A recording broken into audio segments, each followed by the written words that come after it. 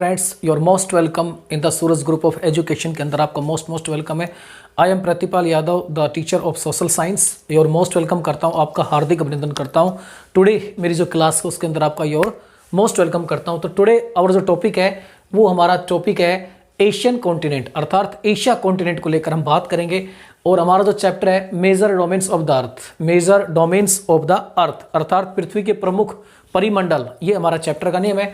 लेकिन today we are discussing about Asia continent को लेकर हम बात करने वाले हैं आज। मुख्य रूप से you know that there are 7 continent in the world. आप सभी जानते हैं कि पूरे वर्ल्ड लेवल पर हम बात करें तो there are 7 continent in the world. पूरे वर्ल्ड की बात करते हैं तो पूरा जो विश्व है वो 7 कॉन्टिनेंट्स के अंदर डिवाइड है, 7 महाद्वीपों के अंदर डिवाइड है। फर्स्ट कॉन्टिनेंट की बात करते हैं तो Asia continent, second Europe continent, third है Africa continent, fourth North America continent और 5 साउथ अमेरिका, और उसके बाद है ऑस्ट्रेलिया और लास्ट है अंटार्कटिका।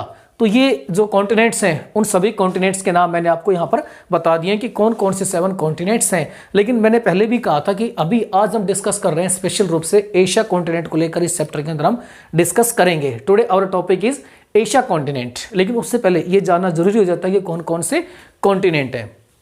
तो first of all Asia continent को लेकर हम बात करते हैं। It is the largest continent in the world according to area and population. तो मोस्ट इंपोर्टेंट फैक्ट है कि जो एशिया कॉन्टिनेंट है वो सबसे बड़ा है, वर्ल्ड में सबसे बड़ा है according to area and population. अब एरिया और पॉपुलेशन दोनों ही दृष्टि से देखें तो जो लार्जेस्ट कॉन्टिनेंट है वो एशिया कॉन्टिनेंट है। अर्थात जितने भी कॉन्टिनेंट्स हैं उन सभी कॉन्टिनेंट में सबसे अधिक जो एरिया किसी कॉन्टिनेंट के पास है तो एशिया कॉन्टिनेंट के पास है।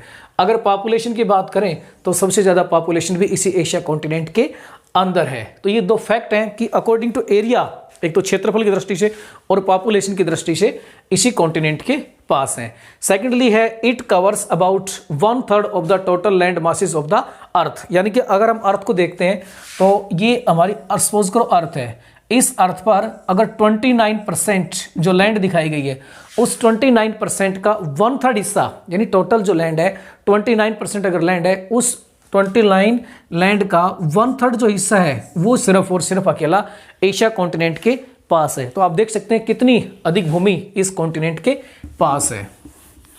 सेकेंडली इसके अंदर देखें हम नेक्स्ट जो चीज है वो हम लेके चलते हैं। It is the part of eastern hemisphere. Eastern hemisphere, ये जो एशिया कॉन्टिनेंट है ये ईस्टर्न हेमिस्फेयर का पार्ट है। सेकेंडली आप देखते हैं सपोज करिए हमारी अर्थ है, अर्थ को बीच से बिल्कुल इक्वल रूप से डिवाइड करने का जो काम करती है वो करती है इक्वेटर। इक्वेटर पृथ्वी को बराबर के 2 भागों में बांटती है। ऊपर का जो हिस्सा होता है उसको हम बोलते हैं नॉर्दर्न हेमिस्फेयर, ये नॉर्दर्न हेमिस्फेयर है। और ये जो नीचे वाला हिस्सा होता है उसको बोलते हैं सदर्न हेमिस्फेयर। हेमिस्फेयर मतलब गोलार्ध, इसको बोलते हैं उत्तरी गोलार्ध और यह दक्षिणी गोलार्ध। तो मेन इंपॉर्टेंट बात है कि जो ये एशिया कॉन्टिनेंट है ये ईस्टर्न हेमिस्फेयर अर्थात उत्तरी जो गोलार्ध है इस उत्तरी गोलार्ध का भाग है। और इक्वेटर वह रेखा है जो इस गोलार्ध को, इस हेमिस्फेयर को बराबर के 2 भागों में बांटती है। पहली बात तो सुन लीजिए, काल्पनिक रेखाएं होती हैं, सारी की सारी क्या होती हैं, इमेजिनरी लाइन रेखाएं होती हैं। तो एशिया जो कॉन्टिनेंट है वो किसमें है, नॉर्दर्न हेमिस्फेयर का भाग है। The tropic of cancer passes through Asia continent, यानी कि आप सभी जानते हैं ट्रॉपिक ऑफ कैंसर, ये इक्वेटर हो गया। इक्वेटर से ऊपर यहां पर देखिए ट्रॉपिक ऑफ कैंसर, तो ये जो रेखा मैंने ऊपर वाली बताई है ये ट्रॉपिक ऑफ कैंसर होती है। और यहां पर जो रेखा होती है इसको बोलते हैं ट्रॉपिक ऑफ कैप्रिकॉर्न। तो मेन इंपॉर्टेंट बात है कि ट्रॉपिक ऑफ जो कैंसर है, ट्रॉपिक ऑफ कैंसर है जो कर्क रेखा है वो कर्क रेखा इस एशिया कॉन्टिनेंट से होकर गुजरती है। सेकंड होता है Asia is separated from Europe. Asia is separated from Europe by the Ural mountain in the west. अगर आप एशिया कॉन्टिनेंट को देखें तो एशिया कॉन्टिनेंट, मान लो एशिया कॉन्टिनेंट यहां पर है, एशिया कॉन्टिनेंट यहां पर है, तो इस एशिया जो कॉन्टिनेंट है, इस एशिया कॉन्टिनेंट के जो वेस्ट है, एशिया कॉन्टिनेंट के वेस्ट में क्या है, यूरोप, यहां पर है यूरोप। एशिया ईस्ट में, एशिया के वेस्ट में क्या है, यूरोप कॉन्टिनेंट है। तो ये कह रहा है कि जो एशिया कॉन्टिनेंट है उस एशिया कॉन्टिनेंट से जो यूरोप है वो एक नेचुरल बाउंड्री है। नेचुरल बाउंड्री क्या है, यूराल माउंटेन है। ये यूराल माउंटेन है, इस यूराल माउंटेन किसके बीच में, एशिया और यूरोप कॉन्टिनेंट के बीच में। तो इन दोनों के बीच में जो बाउंड्री बनाने का काम करता है वो करता है यूराल माउंटेन।